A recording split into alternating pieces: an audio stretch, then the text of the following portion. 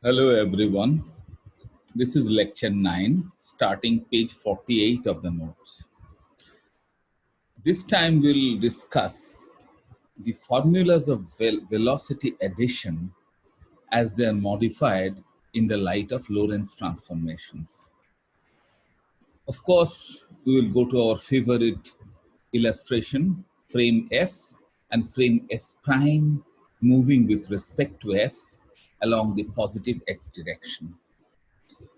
Now, a number of things need to be noticed. Of course, we will write down the transformation equations for x, where of course t enters in a non-trivial manner, and finally do a little bit of differentiation to find the velocity addition formulas.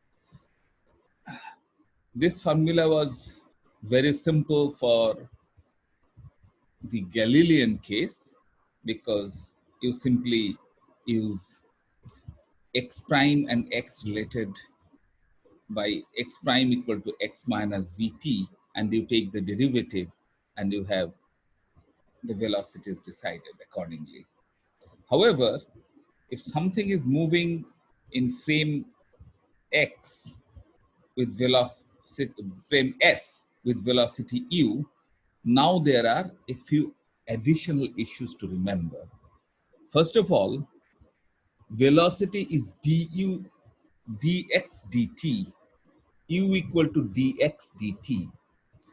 This is where not only the transformation of x is important, as is the case in the Galilean situation, but here in addition, dx dt involves time, and we know time flow is different in the two frames.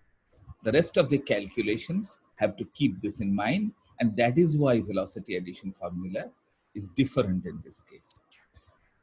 And the second point is the following. You have to consider the two figures lower down in page 48 for this. Consider velocity u in frame S. It has an x component and a y component.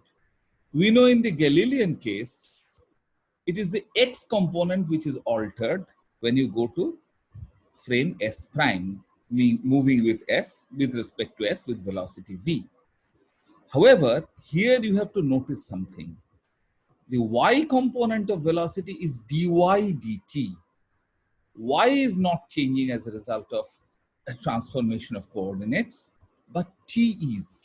Therefore, dy dt or the y component velocity is also liable to change in this case.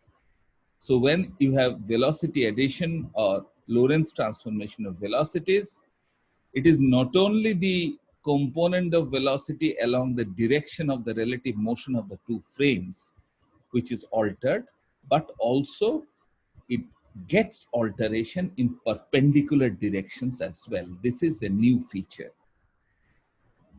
Now, of course, we have to remember two things. First of all, this modified formula as a result of the time flow changing. And secondly, the alteration of velocities and its effect in the perpendicular directions, y or z. Different as they may be compared to the Galilean case, we have to remember that the formulas will recover the old Galilean velocity addition formulas when the relative velocity between the two frames is very small compared to the velocity of light in vacuum, namely c. Keeping this in mind, the rest of the calculation in this lecture are kind of trivial. We start from equation 101 in page 49, where it is self-explanatory, and then we use the transformation equations using 102 onwards, and that it goes on, and it is very simple and straightforward. Basically, you have to float with the derivative operations. After all this is done, you arrive at equation 106 and finally 107, which gives the velocity addition formulas for all the three components. Of course, y and z mean the same thing, perpendicular to the direction of relative velocities. As we have been expecting, you can see not only ux prime is different from the Galilean case with respect to ux, but uy prime and uz prime are also different from uy and uz, something that you would not normally expect. The reason for this I have already told you. It is all because of time flow being different in the two frame and velocity, any component of velocity being dependent on time flow. You cannot avoid this. The other thing you should notice is this. In the limit v becoming very small compared to c, a v over c factor suppresses, we are talking about numerical factors, v over c, suppresses the additional terms, which makes the velocity transformation formulas different from the Galilean case. And this suppression, when it is big enough for very small velocity compared to c, then they can be neglected, and all the equations in 107 give precisely the velocity addition formulas. The second point to note is this. Notice the lower two equations of equation 107, u1 prime written in terms of uy and uz prime written in terms of uz. Of course, they become different as we have argued. But in the limit uy is 0 to start with, uy prime is also 0. Similarly for uz prime versus uz. That is to say, if at the beginning, at the frame S, the components uy and uz are not there at all, then they don't develop. So having said this, there are a few examples done in page 51, which is trivial. For example, you have a train moving with speed about 80% of the velocity of light, 0.8 c, and a passenger fires a bullet in the forward direction with speed 0.6 c in the train. Normally, standing on the static ground, you would have expected the speed to be 1.4 c, and that would have contradicted the essential spirit of Lorentz transformation. However, if we apply the formulas, you can see in a straightforward manner that it is 0.95 c, and I have by mistake written less than 1, it is less than c.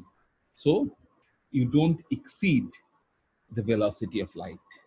Similarly, if the passenger in the train flashes a torch in the forward direction, then using the velocity addition formulas in a straightforward manner, you can see that standing on the ground and looking at the moving train, the velocity of light will once more appear to be c.